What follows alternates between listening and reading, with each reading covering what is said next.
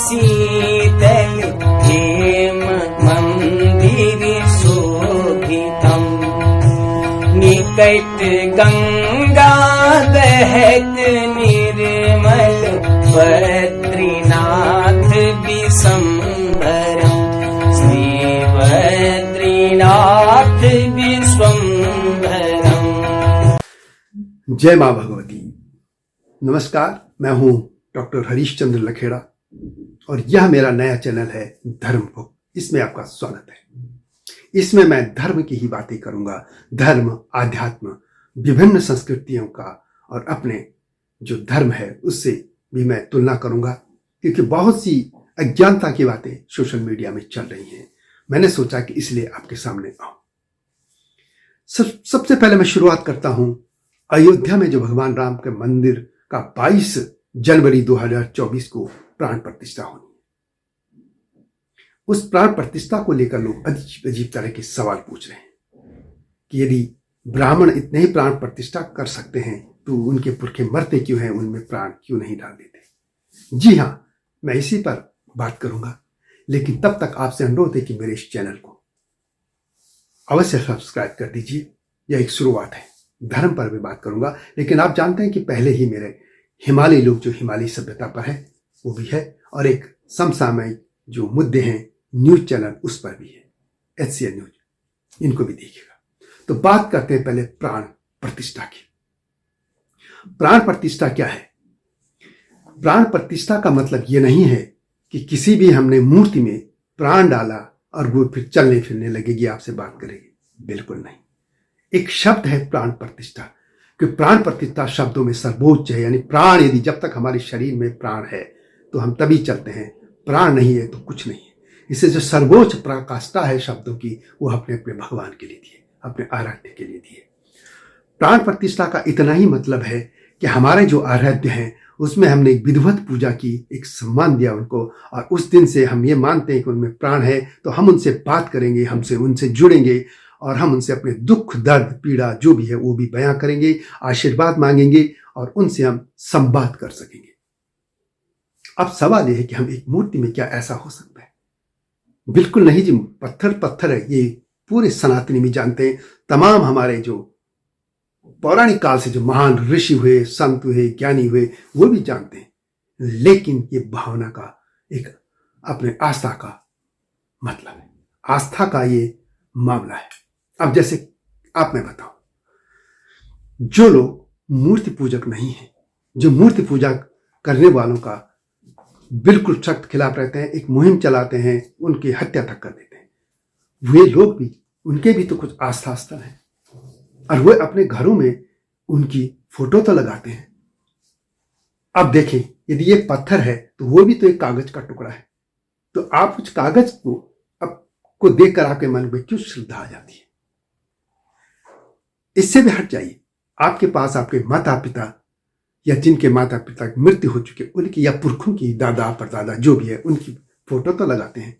एक भाव जाता है ना आपका कि हाँ ये वो था। किसी राजा की या किसी किले की आप देखते तो भाव आता है कि हाँ ये वो जगह है, जबकि वो है नहीं, एक कागज है। वही सिद्धांत यहां भी लागू होता है। हमने भगवान को एक आकार, साकार रूप में देखा है, कल्पना की है उसकी कि ऐसा होगा, हम उसमें उससे जुड़ते हैं। ये प्राण प्रतिष्ठा है।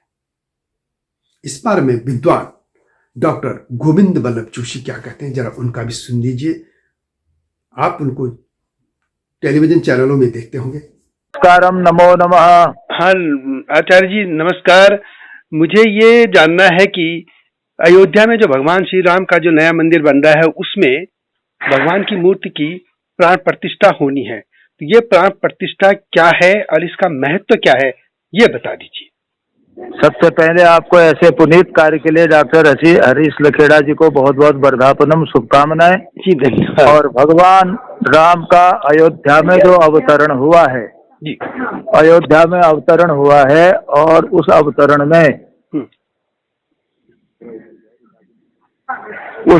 में हम ये कह सकते हैं कि मंदिर तो सनातन प्राचीन, जब भगवान राम अवतरण होकर के कनक भवन में आए उस समय से ही वो उनका ही स्थान है, वो तो कण कण में व्याप्त सर्वत्र हैं, लेकिन जगत कल्याण के लिए और लोक मर्यादा को स्थापित करने के लिए अवध भूमि में वो जो अवतरित हुए महाराज दशरथ के कनक भवन में, तो वो तो है ही वहाँ, लेकिन अब उसका जो मंदिर भग्न हो गया था, ध्वस्त कर दिया था विधर्मियों ने, वो पुनर्नूतन रूप में प्रतिष्ठापित हो रहा है। इसके लिए समस्त समाज को, सनातन धर्मावलंबियों को और विविध हिंदू संगठनों को और हिंदू से भी इतर जितने लोगों ने इसके लिए कृत्य किया भावनात्मक रूप से मन से, उनको भी बधाई वर्धापन। अब रहे प्राण प्रतिष्ठा की बात। देखिए, सनातन वैदिक धर्म में हमारे यहाँ श्रुति और श्रौत और स्मार्त 2 उपासना पद्धतियां हैं। उसमें भगवान की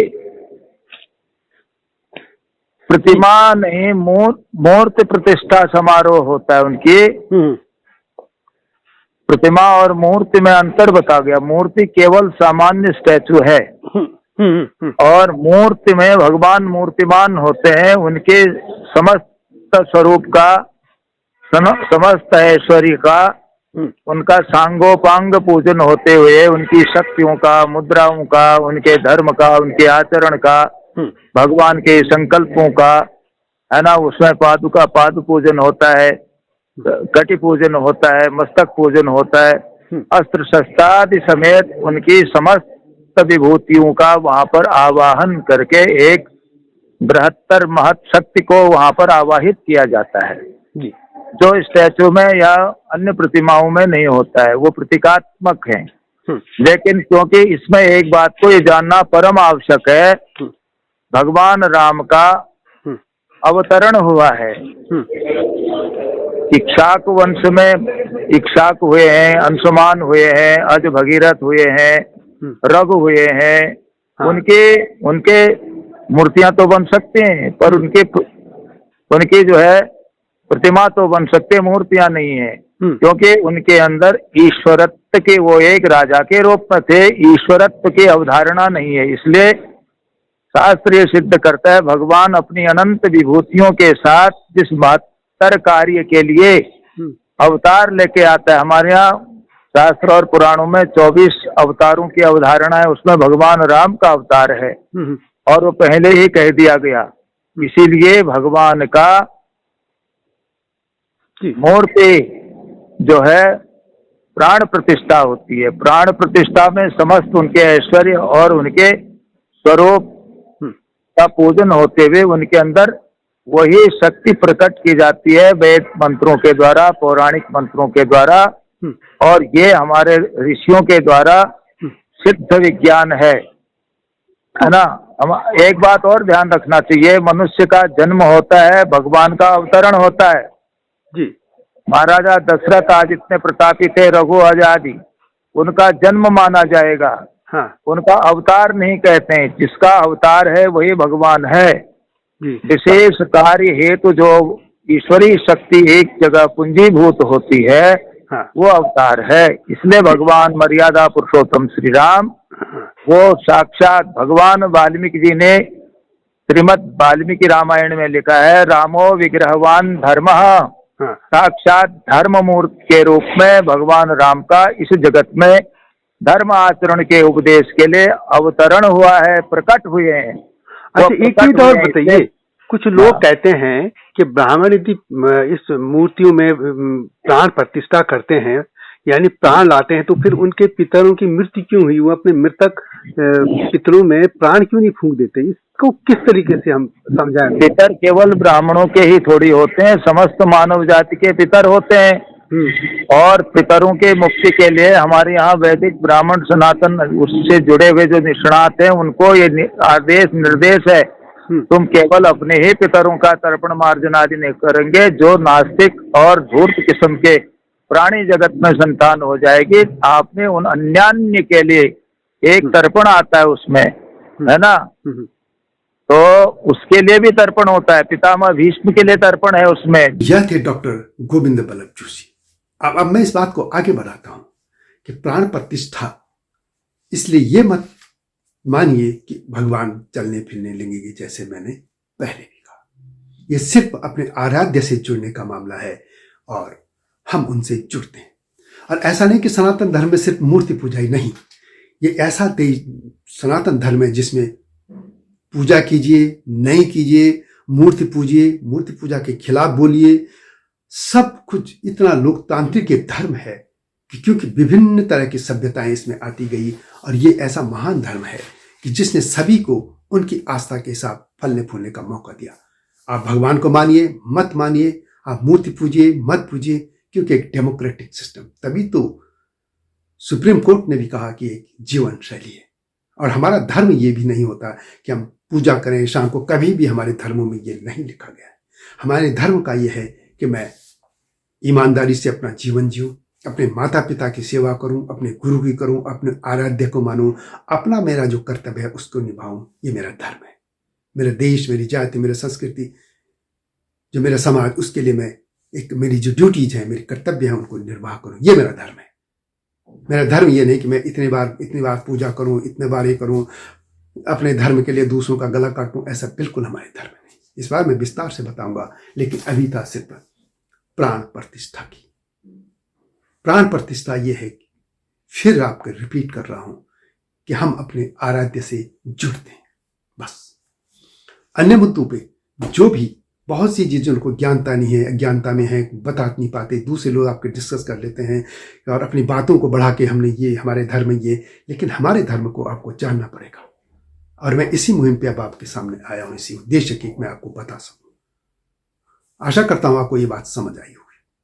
मिलता हूं जल्दी ही नए मुद्दे के साथ, नए विषय के साथ, धर्म, आस्था और हमारे जो संस्कार हैं इस पे। लेकिन आपसे अनुरोध है कि चैनल को सब्सक्राइब अवश्य कर दीजिए। मेरे 2 चैनल और भी हैं, मैंने पहले भी कहा। जय श्री राम, भगवान विष्णु। तो मिलता हूं जल्दी आपके साथ, तब तक नमस्कार।